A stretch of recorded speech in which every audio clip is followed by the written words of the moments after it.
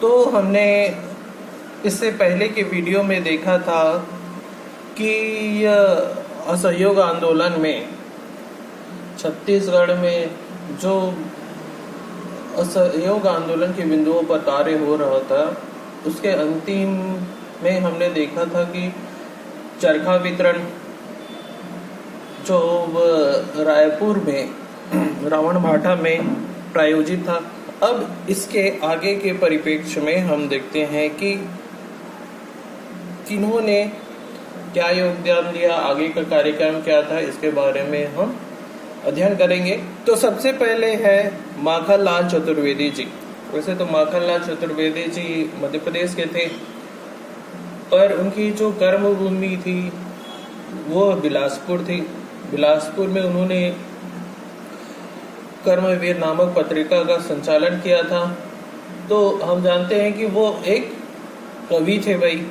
तो गांधी जी के द्वारा जो अलग जगाया गया था असहयोग आंदोलन का, तो माखनलाल चतुर्वेदी जी भी कहाँ पीछे रहेंगे भाई। उन्होंने भी अपने ओजस्वी भाषण से बिलासपुर में संबोधन किया, जो लगभग अंग्रेजों को लगा भाई ये हमारे हित में नहीं है। तो उन्हें जेल में, बिलासपुर जेल में उन्हें बंद कर दिया गया और बिलासपुर जेल में रहते हुए उन्होंने पूरी नहीं सुनोगे ताल, पुष्प की अभिलाषा, पर्वत की अभिलाषा जैसे राष्ट्र प्रेम पूर्ण काव्य की रचना की। समय बीतते गया और उन्हें बिलासपुर जेल से जबलपुर जेल में उन्हें रिफर किया गया, जहां 4 मार्च 1922 को जबलपुर की केंद्रीय जेल से उन्हें रिहा किया गया। और अब हम आगे देखते हैं कि जो असहयोग आंदोलन के मुख्य बिंदु में से एक था कि मद्य निषेध। मद्य निषेध से तात्पर्य यह है कि जो मादक पदार्थ और जो शराब जो ब्रिटिश गवर्नमेंट की तरफ से ये जो बेचे जा रहा था उसका विरोध। तो एक तरीके से जो राजस्व था वो पूरी तरीके से छिन्न भिन्न करना ब्रिटिशों का, ये असहयोग आंदोलन का ही मेन उद्देश्य था। तो इसमें जो अंग्रेज थे उन्होंने रायपुर में शराब ठेकेदारी की नीलामी की, पर उस नीलामी में कोई भी ठेकेदार उस नीलामी के लिए तैयार नहीं था। तो उन्हें ठेकेदार मिला नहीं, और ठेकेदार मिला नहीं तो रायपुर में यह जो कार्यक्रम था उसे रद्द करना पड़ा। तो अंग्रेजों ने सोचा भाई कि अब तहसील में जाकर हम ठेकेदारों को ढूंढते हैं जो ये शराब की बिक्री के लिए हमको ठेकेदार मिल सके। तो इसी सिलसिले में वे धमतरी में ठेका की नीलामी की। पर हमारे जो जुझारू नेता थे जैसे नथुजी जगताप, वामन राव लाखे, जो धमतरी के थे, उन्होंने एक साहसिक और निडरतापूर्ण कार्य करते हुए जिस दिन नीलामी होनी थी उसके एक रात पहले वे जनमानस से मिलते हैं और कहते हैं कि इस नीलामी में वे शामिल ना हों। तो लगभग जब नीलामी हुई तो इसमें भी ठेकेदारों ने सहभागिता न दिखाई और पूरी तरीके से यह जो व्यवस्था थी अंग्रेजों की वह छिन्न हो गई। तो उन्होंने अब डिसाइड किया भाई कि हम डायरेक्ट सेलिंग करेंगे। तो डायरेक्ट सेलिंग करेंगे। तो जब वो ऐसा करने में कोशिश किए तो उसमें भी वह सफल रहे। शराब दुकानों के आगे धरना देना तो और इसी तरीके से विरोध करना। तो अंततः यह जो क्रिया थी अंग्रेजों की उसे भी पूरी तरीके से घातक परिणाम देखना पड़ा और इस तरीके से जनमानस के सहयोग से यह मद्य निषेध भी सफल रहा। तो अब हम देखते हैं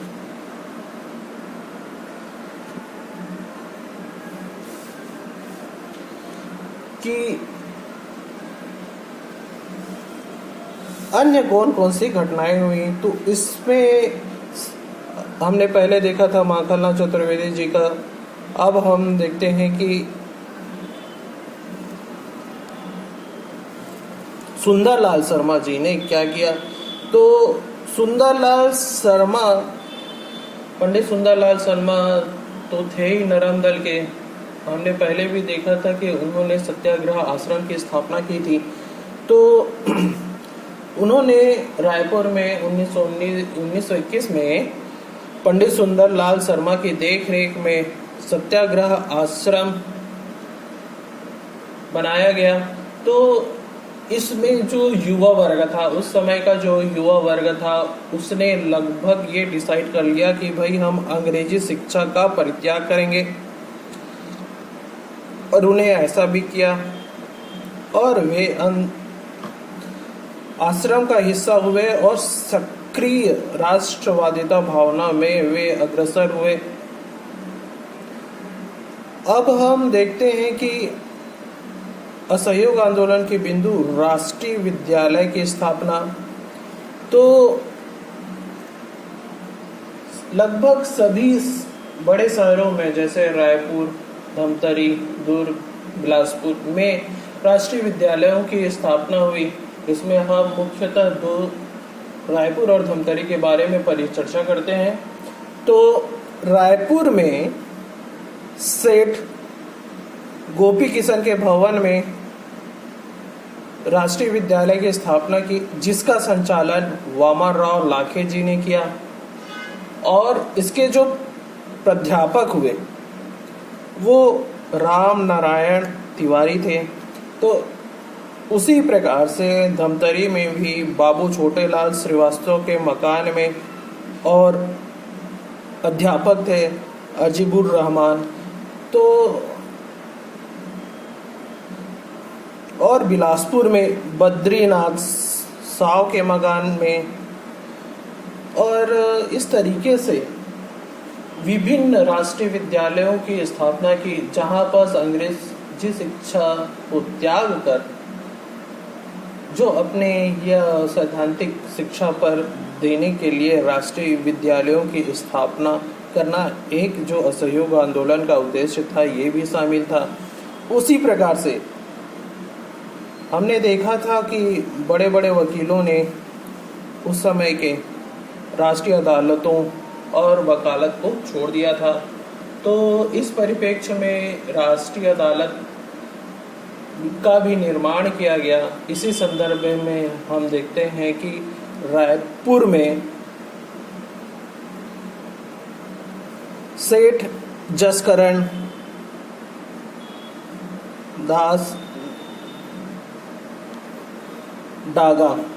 तो ये क्वेश्चन में आता है कि राष्ट्रीय पंचायत रायपुर में स्थापना में किसका योगदान। तो सेठ जसकरण दास डागा का, जो वह एक तरीके से हम कह सकते हैं कि राष्ट्रीय पंचायत की स्थापना के लिए योगदान किया।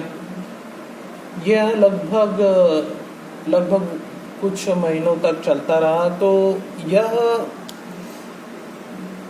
85 मामले का निपटारा किया था इस राष्ट्रीय आंदोलन ने। तो क्वेश्चन में पूछा जाता है कि राष्ट्रीय पंचायत की स्थापना में किनका योगदान था। तो सेठ जसकरण दास डागा का रायपुर में योगदान माना जाता है। उसी प्रकार से धमतरी में भी राष्ट्रीय पंचायत के निर्माण में बाजीराव कृदत्त का योगदान होता है। उनके मकान पर यह राष्ट्रीय पंचायत की स्थापना की जाती है। अब हम यह असहयोग आंदोलन थोड़ा सा कार्मिक रूप से और बहुत ही क्रियात्मक रूप से लंबा बहुत सारे विभिन्न कार्य हुए। तो इसी सापेक्ष में एक हम देखते हैं कि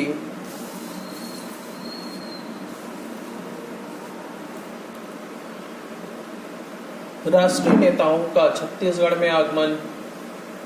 जब यह हमारा जो असहयोग आंदोलन चल रहा था तो नेतृत्वकर्ताओं का भी विशेष प्रभाव रहा। तो इसी बीच